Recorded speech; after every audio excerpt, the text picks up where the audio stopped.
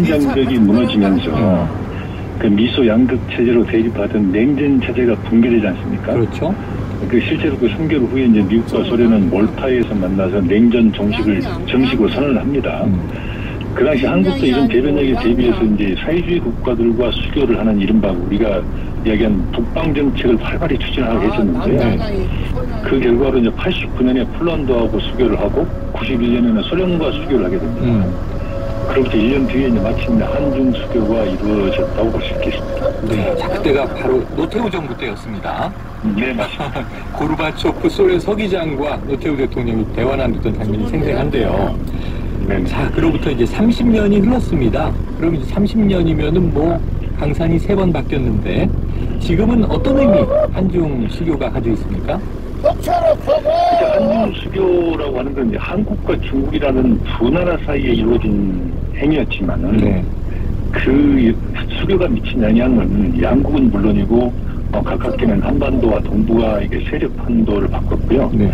특히 이제 영내 국가들에게 정치, 경제, 사회, 문화, 외교, 안보 등 모든 분야에서 새로운 질서를 만들었잖아요. 네. 또 이제 미중 관계도 마찬가지인데요. 그 글로벌 차원의 국제 정치의 역학 관계도 완전히 뒤흔들었다는 점에서 당시 한중 수교라고 하는 것은 지정학적인 지진이었다라는 평가를 국제 정치학계에서는 하고 있습니다. 그러니까 특히 그 수교 당시에는 이제 당시만 하더라도 한국이 소련하고 중국과 수교를 하면 북한도 미국하고 일본과 수교를 하는 이른바 교차 승인이 이루어질 것으로 당시는 예상을 했지 않습니까? 결과적으로는 그게 이제 불발이 되면서 결국 북한이 핵 개발에 나서는 이유를 제공하는 셈이 됐거든요. 그래서 한중 수교는 양국은 물론 동북아와 세계 그 평안정과 발전에 크게 기여한 긍정적 측면도 분명히 있지만 북한 행제와 같은 부정적 영향도 유발시켰다는 지적도 동시에 나오고 있습니다. 예, 말씀하신 대로 지난 20세기가 미소 한국 간의 대결이었다면 냉전이라고 불렀는데요. 그 이후에 지정학적 지진이 일어났다 이렇게 말씀해 주셨고 지금은 또 미중의 패권 경쟁을 저희가 보고 있는 상황이 됐습니다. 지난 30주년을 되돌아본다면 그 기간 동안에 한중 관계에 영향을 좀 크게 미친 변곡점들도 있을 텐데요. 전문가로서 교수님 어떤 점들을 짚고 싶으십니까? 중국 지도자들이 늘 그 한중 관계를 표현하면서 쓰는 표현이 있습니다. 네. 그동안 양국 관계가 이처럼 발전하게 된 것은 결코 쉽지 않은 길이었다라는 말을 자주 하는데요. 제 개인적인 생각도 비슷합니다. 네. 그 여러 우여곡절들을 겪었던 게 사실이잖아요. 네네. 특히 이제 수교 직후에 막 터졌던 그 황장엽 북한 노동당 국제비자 망명때 네네. 중국이 황장엽 씨 의사를 존중해서 한국으로 올 수 있게 해줬던 일부터 시작을 해서 2014년 시진핑 주석이 중국 지도자 중에서 처음으로 북한보다 먼저 한국을 방문한 사건도 있었고요. 네네. 또 2015년에는 그 중국 전승절 기념식에 그 박근혜 대통령이 미국의 반대를 무릅쓰고 천안문 마운에 올랐던 앞줄에 서 있었죠. 네네네. 변곡점으로 저는 보고 있습니다. 네.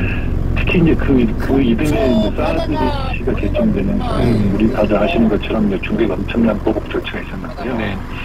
이게 한중 관계 발전을 가로막는 큰 장애물이 됐다는 점에서 저는 양국 관계를 근본적으로 뒤흔든 변곡점이 됐다고 저는 보고 있습니다. 네, 자, 중요한 지점들을 짚어주셨습니다. 자, 그런 그 결과로 오늘 서울과 베이징에서 기념식이 열립니다. 그런데 이 양국 정상은 참석하지 않는다 이렇게 보도가 나와서요. 이건 어떻게 좀 해석을 해야 좋겠습니까? 10년 단위로 끝까지는 정주년이라는 점에서 조금 아쉬움은 남습니다. 10년 전이었던 20주년이었던 2012년에는 당시 그 시진핑 부주석이 직접 참석을 했거든요. 근데 올해는 이제 양국 외교 수장들이 양국 정상의 축하 메시지를 대독하는 걸로 대체를 한다고 합니다. 코로나 방역이라는 특수 상황이 있기 때문에 이해가 안 되는 부분은 아니지만, 현재 좀 싸늘해진 한중 관계 현주소를 보여주는 상징적인 장면 아닌가 하는 그런 생각도 들어서 아쉬움이 남는 건 사실입니다. 코로나 상황도 상당히 표면적인 변명이고 사실은 좀 싸늘한 분위기를 반영하는 것이다. 10년, 20년, 30년 이렇게 정주년인데 30주년 아쉬움을 표현해 주셨습니다. 자, 지금 문 교수님 중국에 계시니까요. 현지에 네, 중국 현지 분위기, 한중 수교 30주년에 대해서 좀 어떤지 하고 또 중국 언론들은 좀 어떻게 보도하고 있습니까? 축하 분위기라든가 그런 건 없고요. 아, 또 솔직히 말씀드리면 오늘이 한중 수교 30주년이라는 사실도 잘 모르는 일반 국민들이 많습니다. 네네. 그래서 중국 언론들도 이제 비중을 두고 보도를 하지 않고 있고요. 하더라도 물론 일부 극소수이긴 합니다만 짤막하게 언급하는 그런 정도에 그치고 있습니다. 그래서 네. 크게 관심을 받는 사안은 아니라고 보입니다. 자, 조금은 싸늘하다, 이제 무관심한 척 하는 분위기도 좀 느껴지네요. 자, 네. 그런데 이제 최근에 이 한중 양국 국민들을 중심으로 상호 간에 반한 정서, 또 반중 정서 이런 게 좀 생기고 있는 것 같아요. 사드 때부터 이어진 반한 반중 정서, 이 최근에는 또 뭐 한복, 김치 문제, 문화 공정으로 좀 심각해지고 있고요. 그래서 중국 내 반한 정서는 어느 정도인가 이것도 궁금하고, 특히 또 젊은 층을 중심으로 이런 현상이 나타나서 중국의 좀 젊은이들은 우리나라를 어떻게 보고 있습니까? 이게 이제 중국에서는 몇 년 전부터 그 특정 국가들을 대상으로 호감가들을 대상으로 호감도나 비호감도를 묻는 여론조사를 금지시키고 있습니다. 그래요. 네네. 그래서 개량화된 수치로 반한 감정이 어느 정도라고 말하기는 어려운데요. 분명한 것은 이제 중국과 관련된 한국 내 동향에 대해서 중국의 매체들이 거의 실시간으로 보도를 하고 있고, 또 이런 보도에 대단히 민감하게 반응을 한다는 것이 분명합니다. 그래서 중국의 비판적이거나 불리한 움직임에 대해서는 매우 강하게 비판하고 있는데요. 그 거의 한국에서 갖고 있는 반항, 한국인 정서나 반중 정서나 중국인들이 갖고 있는 반항 정서가 거의 비슷한 수준이 않겠느냐는 그렇게 개인적으로 추측을 하고 있습니다. 근데 방금 지적하신 것처럼 이제 중국의 젊은 층에서도 그러는데, 아니 왜 그럴까 하는 참 그들은 왜 이렇게 한국을 싫어하는가 하는 이유가 있는데요. 그 사드 사태 이전까지만 하더라도 그 젊은 층들을 포함한 중국인들의 그 한국에 대한 포함도 그렇게 낮지는 않았습니다. 네네네. 한류도 굉장히 히트를 쳤고요. 그랬죠? 근데 이제 사드 사태를 겪으면서 급전직하했단 말입니다. 근데 그 당시 이제 그 중국인들에게 팽배했던 정서가 어떤 거였냐면, 한국이 돈은 중국에서 벌면서 미국에서 무기를 사다가 중국을 위협한다라는 생각을 갖고 있거든요. 특히 이제 미중 간 갈등이 첨예하게 고조되면서 한국이 중국을 반대하고 미국 편을 든다는 그 막연한 그런 인식들이 반한 감정의 주된 이유로 작동을 하는 거 아닌가라는 분석들이 많습니다. 특히 이제 그럼 왜 젊은 사람들이 이렇게 이게 강한가 하는 문제가 있는데요. 이거는 이제 중국의 우리도 20, 30대 즉 2030의 굉장히 특징적인 세대 간 특징이 있지 않습니까? 네. 그러니까 중국도 마찬가지인데요. 우선 시대적으로 보면 이 중국의 2030은 중국이 고속 성장을 거듭할 때 태어난 세대들이거든요. 네네. 그래서 국가에 대한 자긍심과 자부심이라는 게 그 다른 연령 세대들에 비해서 유독 강하고요. 네. 또 이들은 한자녀 정책으로 인해서 대다수가 독생자 아니면 독생녀입니다. 네네. 그래서 어렸을 때부터 소황제, 어린 황제라고 부르면서 자랐기 때문에 남들 눈치를 본다기보다는 자기 주장이 뚜렷하다는 분이에요. 특히 이들 세대들은 이제 그 중국 정부로부터 애국주의 교육을 집중적으로 받고 자란 세대들입니다. 그래서 다른 나라 사람들이 중국인이나 중국 정부 또 중국 문화에 대해 비판하는 것을 대단히 싫어합니다. 네네. 이런 요인들이 복합적으로 작용한 결과가 지금 2030 세대들이 갖고 있는 반항 감정이 아닐까 저는 그렇게 생각하고 있습니다. 알겠습니다. 의외로 또 복잡한 국가적인 배경이 있다 이렇게 짚어주셨습니다. 아까 뭐 언급하신 내용입니다만 사실은 이제 2017년 사드 문제가 대두되면서 이런 분위기가 아주 좀 노골화됐다 이렇게 보여지는데요. 이 한동안은 또 잠잠해지는가 싶었어요. 그런데 최근 한중 외교장관 회담 직후에 중국이 삼불 일한, 또 일한까지 붙여서 거론을 하면서 이게 다시 불거지고 있습니다. 좀 중국이 지적하는 부분 어떻게 이해하면 좋겠습니까? 물론 그 산불 이란이라고 하는데 중국 측은 주장을 하지만 사실 이제 한국의 입장은 문재인 정부에서부터 이거는 우리 약속이 아니라 한국 정부의 입장을 표방한 것이다라고 하는 얘기를 줄곧 계속 해왔거든요. 근데 왜 중국이 갑자기 이걸 들고 나왔을까 하는 건데요. 그러니까 중국은 이제 윤석열 대통령이 선거 과정에서 사드 추가 배치를 공약을 했지 않습니까? 그러면서 이제 중국 입장에서는 거의 이 의심의 여지 없이 친미 반중 등의 성격을 띠고 있다고 지금 의심을 하고 있고 우려를 하고 있는 겁니다. 그래서 이제 사드가 이 공약처럼 사드가 추가로 배치된다든가 아니면 과거 정부에서 파방했던 대중국의 그 외교 원칙이라든가 입장이 달라질 수도 있다는 점을 우려하는 것 같아요. 특히 이제 지금 이제 바이든 행정부가 추진하는 그 한미일 3국 군사 협력을 통한 이제 중국 견제를 중국은 상당히 걱정을 하고 있는데요.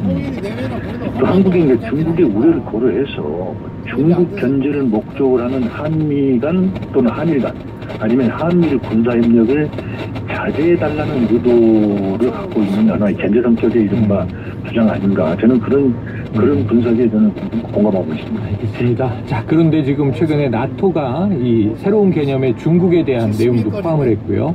우리나라는 회원국은 아니지만 거기에 또 참여를 했었고, 또 치포 동맹에 이제 계속 참여를 이제 압박받고 있습니다. 우리나라가 이제 미중 사이에서 좀 선택을 강요받는 지금 양상이 나타나고 있는데요. 지금 이런 좀 복잡한 외교 상황, 교수님 어떻게 좀 지혜롭게 풀어야 된다 말씀을 주시고 싶으십니까? 그 안보는 미국이고 경제는 중국이라는 이른바 한미 경중이라고 하는 그런 용어가 한참 유행했잖아요. 맞습니다. 그러니까 완전히 그 과거의 도시 패러다임인데 이제는 그런 패러다임이 더 이상 통하지 않는 시대가 됐거든요. 그렇다면 우리 입장에서 보면 미중이 부딪힐 때마다 매번 어느 쪽에 줄을 서야 할지 고민을 해야 된다는 얘기인데요. 만약 외교라고 하는 게 자국의 국익을 극대화하는 것이 목적이라고 한다면 우리도 마찬가지로 우리 한국의 국익을 어떻게 극대화시킬 것인가 하는 점을 염두에 둬야 될 것이고 그렇다면 어떤 원칙으로 그런 사안이 벌어질 때마다 우리는 어떤 원칙으로 어떻게 결정하겠다는 한국 나름의 외교적 독트린을 발표할 때가 됐다고 저는 생각을 합니다. 그래서 그 원칙이 여러 가지 있을 수 있겠습니다만은 만약 미중 간의 이른바 외교적인 그 충돌이 아니 선택이 감을 한다면 한국은 첫 번째 한반도의 평화 안정 유지에 도움이 되는지 여부.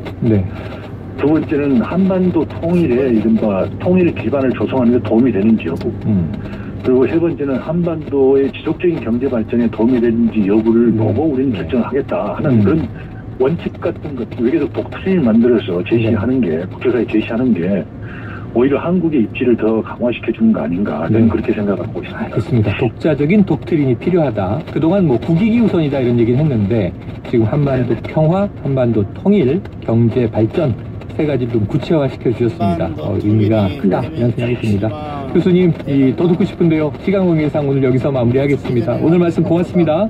네, 감사합니다. 지금까지 문일현 중국정법대 교수였습니다. 최영일의 시사본부는 여러분과 함께합니다.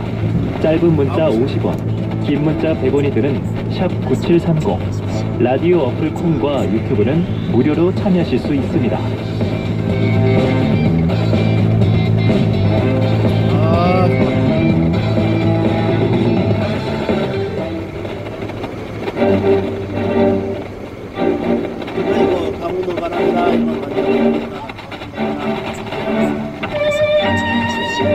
네, 정치권의 핵심 관계자들이 있다면 저희 시사본부에는요 여의도 정치의 핵심을 꿰뚫는 여의도 정핵관이 있습니다.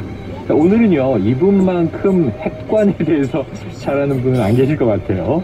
자, 김재원 전 국민의힘 최고위원 나와 계십니다. 안녕하세요. 안녕하세요. 예, 그리고 오늘도 진행을 돕기 위해서 헬마우스 임경빈 작가도 자리하셨습니다. 어서 오십시오. 안녕하세요. 자, 이게 최근에 유럽 여행을 하고 오셨는데 제가 이야기 쭉 들었는데 너무 부럽습니다. 특히 산티아고 순례길을 거쳐서 유럽 배낭여행, 청년들처럼. 근데 이게 살도 빠지고 머리도 맑아지셨다 그러셨어요. 여행의 소회를 좀 말씀해 주시죠. 근데 누구든지 한 번쯤은 좀 떠나서 마음 정리도 하고 또 그 세상도 돌아보고 뭐 이런 그 낭만적인 생각을 하는데요. 네. 저 같은 경우에는 갑자기 그 완전한 백수가 되는 바람에 정치 백수. 예, 그래서 상당히 그 시간적으로 또 마음으로 조금 그 공간이 생겨서 네. 다녀올 수 있었고요. 처음에 갈 때는 사실 굉장히 좀 서글픈 마음으로 슬픈 마음으로 시작을 네. 했었는데 그 특히 이제 순례길을 그 33일 정도 걸을 때 이후에는 마음도 정리되고 또 그 몸도 맑아지고 네. 그래서 이제 아주 즐거웠던 네. 그 추억이 되었습니다. 그리고 남은 것이 굉장히 많은 그런 여행이었습니다. 네. 많이 남겨서 돌아오셨다. 본전 이상의 이득을 얻으셨습니다. 아니, 되니까요. 청년이 돼서 오셨어요. 처음에는 정치 백수가 돼서 서글픈 마음으로 마치 망명자의 심정처럼 떠나시지 않았을까 싶은데 그렇죠. 돌아오셔서 이렇게 청년의 모습으로 건강해지고. 근데 이제 특이한 것은 유럽 어느 나라도 마스크를 끼지 않는데 네. 거리에서 혹시 만난 사람 중에 마스크 낀 사람 한국 사람이에요. 나가서도 철저하게 방역을 실천한 한국인들이. 그렇죠. 바로 알아볼 수 있으셨겠네요. 아유, 여행 작가로 모시고 싶습니다. 하지만 오늘은 또 정액관으로 오셨기 때문에 편한 정치 얘기를 해주셔야죠. 자, 이준석 전 대표가 법원에 제출했던 탄원서가 어디에 유출 공개가 됐고요. 논란이 아주 시끌시끌합니다.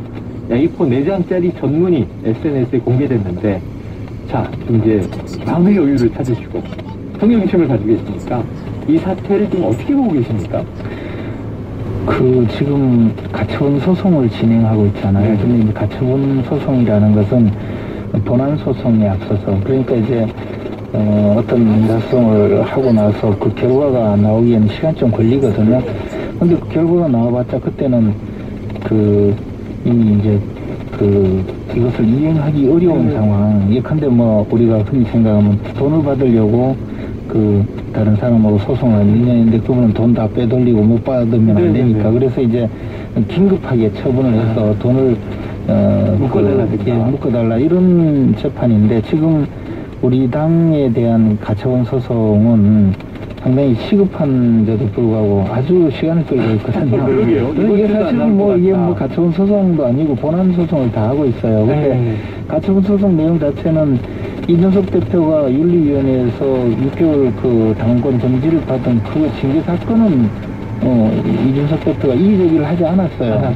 저 윤리위원회나 모든 데서 그러니까 그건 확정되어서 진행되고 있고 그러니까 이준석 전 대표는 그 징계를 받고 당원권이 정지된 상태에 있는데 당내에서 그 이후에 여러 가지 절차를 하면서 비대위로 결정한 이 사안에 대해서 이제 가처분 소송을 하고 있고 그러면 원고는 이준석 대표이고 피고는 이제 당이거든요. 그러면 이제 당과 이준석 대표가 이 사안을 놓고 다투는 것인데 그러면 그 과정에서 이준석 전 대표는 자기에게 유리한 내용을 적어서 뭐 탄원서라는 형식으로 내더라도 민사소송을 이른바 무기평등 원칙이라 해서 이쪽에서 제출하는 자료든 모든 뭐 주장을 상대방에게 곧바로 보내주게 돼 있어요.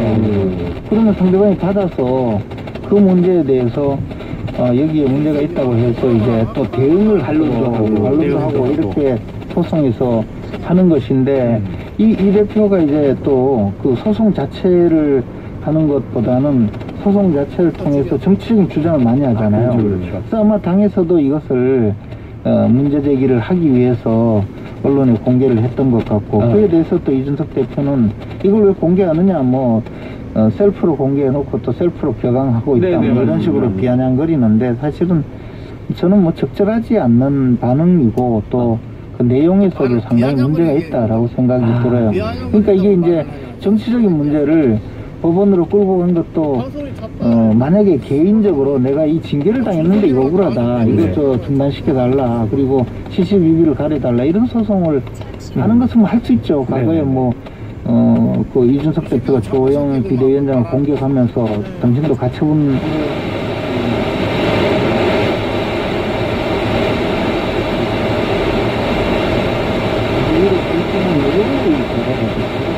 또 문제 제기를 하는 것이거든요. 저는 이게 과연 그 그 소이익이 어느 정도 있는지에 대해서 오히려 법원이 결정하지 않을까. 소이익이 없다 또는 네. 보존 필요성이 없다고 하면 각하될 사안이거든요. 그리고 이게 또 하나는 이준석 전 대표의 말대로 인용이 된다 하더라도 네. 그러면 이제 비대위로 간 결정이 잘못되었다는 거거든요. 그러면 당에는 어떻게 되냐면 비대위원장 지위가 상실되는 거거든요. 그러면 더더욱이 지금 최고위가 없어졌잖아요. 그렇죠. 그러면 또 비상 상황이 되어요. 그러면 이제 상임정국위원회가 소집이 되어서 이게 비상 상황이다. 그러면 비대위로 간다라고 결정을 하면 또 지명권자가 권성동 의원이거든요. 한번 더 또 한 번 더. 도돌이표네요. 예, 그러니까 이것을 이런 상황에서 지금 당에 대해서 과도하게 공격을 하는 사안이 과연 올바른 일이냐에 대해서 많은 분들이 이제 회의감을 갖고 있죠. 의원님 이제 이준석 전 대표 입장에서 이런 건 것 같아요. 탄원서를 법원에 제출할 때는 이게 공개될 거라고 자기는 생각을 안 하고 이제 판사한테 읍소를 하기 위해서 보낸 건데 이걸 이렇게 언론에 공개하면은 안 되는 거 아니냐, 정치 도의적으로 안 맞는 거 아니냐, 뭐 이런 얘기인 것 같은데 거기는 어떨까요? 그러니까 이제 그 내용에 보면 그게 온통 당 지도부를 공격하는 그렇죠. 내용이에요. 날대자 신고. 그리고 만약에 예를 들어 뭐 원래 이 고자질하는 그런 의미로 내가 사실 우리 당에 이런 일이 있습니다. 판사님 모르게 사실 이런 게 있습니다라고 하는 내용이라면 또 자신은 공개되지 않을 거라고 생각했을 수가 있죠. 근데 민사소송은 어차피 양쪽 다 보니까. 양쪽에 전달을 하게 되어 있어요. 그리고 이 탄원서는 뭐 실질적으로 한 부분만 제출했겠지만 보통 증거서류는 상대방에게 갈 것도 이쪽에서 마련해서 줘야 돼요. 그러니까 법원에도 내주면 상대방에도 내게 두 부, 세 부를 내도록 만들거든요. 그래서 이것이 뭐 전달이 이걸 왜 공개하느냐 이런 식으로 이야기하는 것보다는 정당한 주장을 하는 것이 더 맞죠. 근데 외부적으로 공개가 되더라도 타당한 주장. 그럼 갑자기 지금 의원님 얘기 듣다 궁금해진 게 이준석 대표는 이 탄원서가 공개될 것을 예상했을까요? 아예 안 했을까요? 저는 그분의 심리 상태는 잘 몰라요. 옆에서 늘 지켜봤는데 워낙 독특하게 반응하기 때문에 그래서 그렇지만 어쨌든 이게 이제 공개가 되어서 내용에 문제가 있다라고 주장하니까 왜 공개했느냐 이걸 가지고 문제 삼거든요. 이게 이제 이준석 대표 스타일인데 항상 그러면서 2배, 3배 더 공격을 하죠. 거기다가 뭐 체리 따봉이나 기다리라 뭐 이런 식으로 조롱이나 하고 이래야 되는데 사실은 이 당 내의 내용에 당사자들은 사실이 아니라라고 느낄 만한 많은 내용을 써서 이제 재판장한테 제출한 것 아니겠습니까? 실명으로 이제 등장하는 분들도 있고요. 그렇죠. 그리고 그분들이 또 피고예요, 피고. 그렇죠. 당 지도부니까요. 그분들이 소송 수행을 해야 되거든요. 그리고 거기도 이제 절대자라는 이름으로 대통령을 공격을 하는데 이 사안을 이제 재판에 간 사안을 계속 이제 대통령에게 해결을 해라. 왜 나를 지금 해결해달라, 이 문제를 해결해달라라고 강하게 요구하는 그런 모습인데 사실 그것도 제가 봤을 때 이제 하나는 이 판결이 잘못되었을 때 대통령이 뭐 배후에서 계속 영향력을 미쳤다라고 또 주장할 근거이고 또 하나는 뭐 과거에 보면 이제 그 센 사람하고 붙어서 이기든 지든 자기의 정치적인 그 어떤 위상을 높이려는 그런 분들이 많았는데 이런 복합적인 문제를 끌고 가기 때문에 이게 지금은 소송에 가서 소송으로만 해결하는 것이 아니고 소송은 버려놓고 그걸 근거로 여기서 계속 정치활동을 하고 있거든요. 그 당은 아주 죽을 지경이죠. 그러니까 지금 이제 유출 자체보다는 이 내용 자체가 심각하게 문제다라고 이제 보시는 입장 말씀해 주셨고 이미 뭐 이준석 전 대표는 본인을 검투사로 표현을 하고 있습니다. 그러니까 누가 죽든지 죽을 때까지 싸운다 이런 이제 각오가 보이는데 근데 지금 말씀하신 신군부 절대자 뭐 또는 이제 이 비상계엄 이런 내용도 좀 쇼킹했지만 요 내용이 이제 그 이후에 주목받고 있어요. 조금 차분하게. 당대표에서 물러나면 윤리위 징계와 경찰 수사를 잘 정리하고 대통령 특사를 다녀올 수 있도록 중지하겠다고 절대자와 가까운 사람으로부터 들었다. 이건 이제 일종의 회유 혹은 뭐 타협안을 제시했던 거 아니냐인데 이 전에 이미 이런 지하에 거절했다 이런 얘기도 했는데 절대자와 가까운 사람 그럼 이런 이제 이 어떤 메신저 역할을 할 사람이 누굽니까? 저는 모르죠. 아예 아시잖아요. 저는 모르는데. 얘기해주세요. 아니, 뭐, 이준석 대표가 이야기했잖아요. 네. 뭐, 경찰의 네네네. 누군지 알겠다고. 뭐, 한 사람, 여러 사람이 떠오르지 않는다. 이런 표현을 했는데. 네. 저도 뭐, 여러 사람이 떠오르지는 않는데. 네네. 그런데 이제, 정치적으로 이런 주장을 하면서 언론에 공개하고 할 때는, 지금 몇 명이 떠오르는 그분들은 다 피해자가 되거든요. 네네네. 그러면 근거도 없이 또는 근거가 있든 없든 또는 실명을 공개를 해서 누구가 이런 주장을 했다라고 하면 상대도 반론을 제기할 수 있게 해야 되는데 네네네. 지금 그 방식이 뭐 내가 다시 대표가 되면 윤핵관을 몰아내겠다. 뭐 또는 더 나가서 뭐 윤핵관을 명퇴시키기 위해서 당원을 가입해달라 이러면 뭐 물론 뭐 제가 그분들 두둔할 생각은 전혀 없지만 네네. 그분들은 지금 피해자가 되고 있어요. 엄청난 네. 피해자가. 네. 이런 것이 이제 과연 당을 같이 하면서 네. 정치적인 어떤 정견을 함께해서 정견을 함께하는 사람들이 모여서 정권을 쟁취해서 그 권력의 힘으로 이상적인 국가를 만들어 가겠다고 하는 사람들은 모임이 정당이거든요. 네, 그럼 이게 과연 정당의 구성원이 맞느냐. 근친증오적인 그런 지금 상황을 벌이는 것 아니냐. 더 나아가서 이것이 결국에 과연 정당한 주장이냐. 네. 이런 모든 것을 사실 생각해 보면 굉장히 저는 옳지 않은 방식이라고 생각하거든요. 네. 그리고 이제 뭐 대통령을 절대자라고 표현하면서 절대자가 어떻게 지금 이런 문제를 일으키고 있다라는 식으로 이야기하는데 그렇죠. 우리가 절대자라면 보통은 하느님 이야기 아닌가요? 아, 그렇죠. 그 절대자는 모든 걸 다 할 수 있잖아요. 그러니까 국민들에게 은근히 재판도 절대자가 지금 뭐 다 할 수 있고 뭐 징계도 본인이 받은 징계뿐만 아니라 이런 비대위로 끌고 가고 이 모든 것은 절대자가 뒤에서 지금 다 움직이고 있다는 그런 식 또는 더 나아가서 나는 아주 정당하기 때문에 그냥 1대1로 검투사로서 싸우면 이길 수 있는데 황제가 옆구리를 푹 주시더라 뭐 이런 식의 이야기 자체가 사실 이 문제의 본질을 완전히 흐리고 있다는 것이죠. 사실 이준석 대표가 이 징계를 받고 또 그 결과로 이어져서 당이 위기에 빠진 거거든요.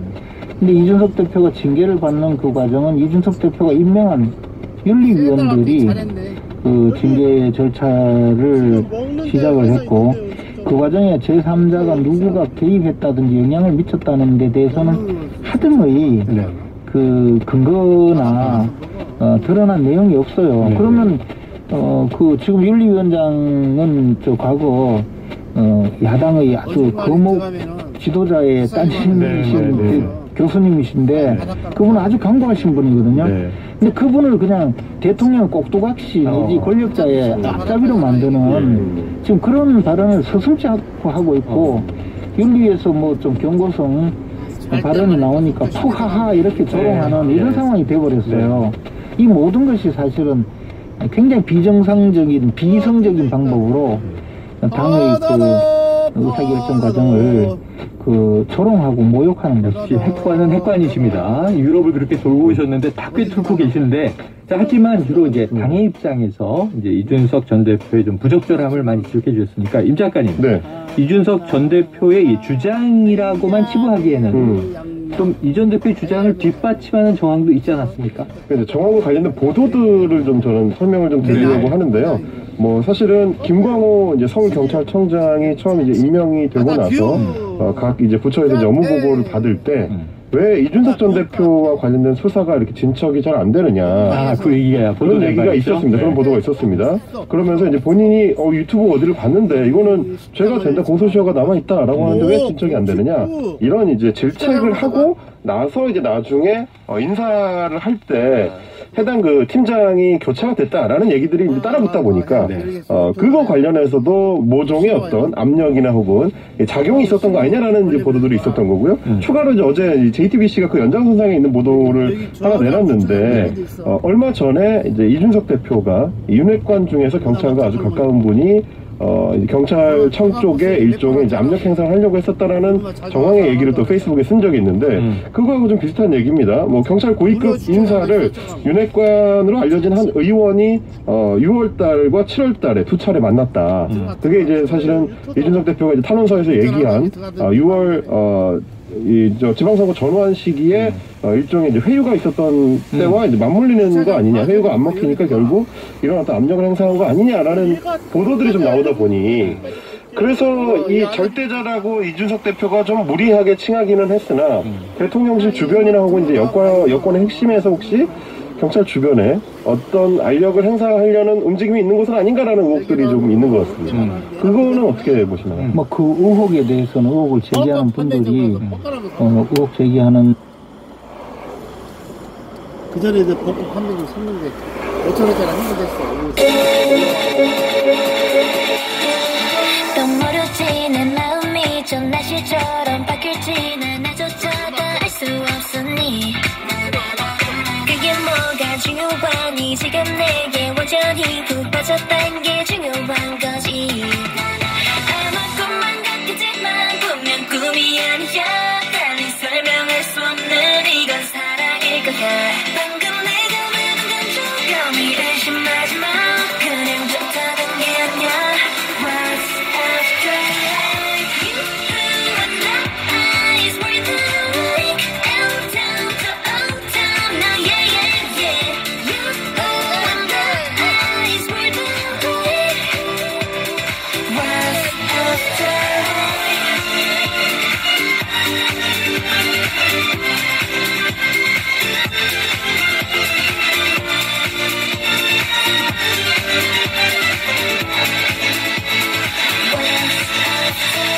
조심해도 심장에 핀 새파란이 불꽃이죠. 태양보다 뜨거울 텐데 난 저 위로 또 아래로 내 그래프는 포기고 Yeah that's me. 두 번 세 번 피곤하게 자꾸 질문하지 마. 내 장점이 뭔지 알아. 바로 솔직한 거야. 방금 내가 말한 감정감이 의심하지 마. 그냥 좋다는 게 아니야. What's after life? You and I is more than like L-town to O-town. Now yeah yeah.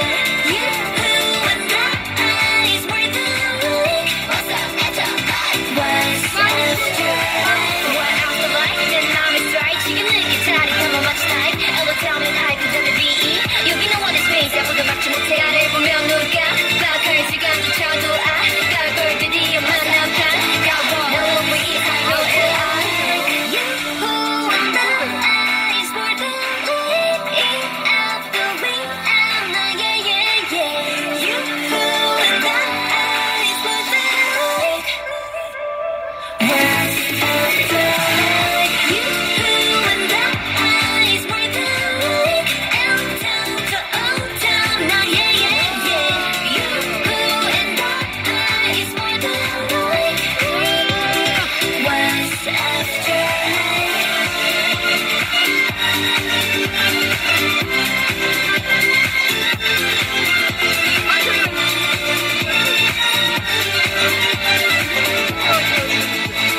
What's after life? 그 대관령이랑요. 대관령을 Yeah, yeah. Let's go. Like what? Child, don't give a night like that. Got me doing already done.